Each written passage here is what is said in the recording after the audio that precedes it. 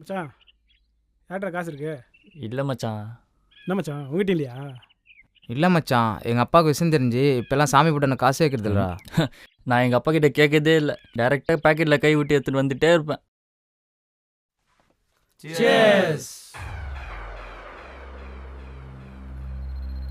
ஏய் ஏய் டேய் டேய் நிறுத்துடா. டேய் குடியாரனையே பார்த்து போ.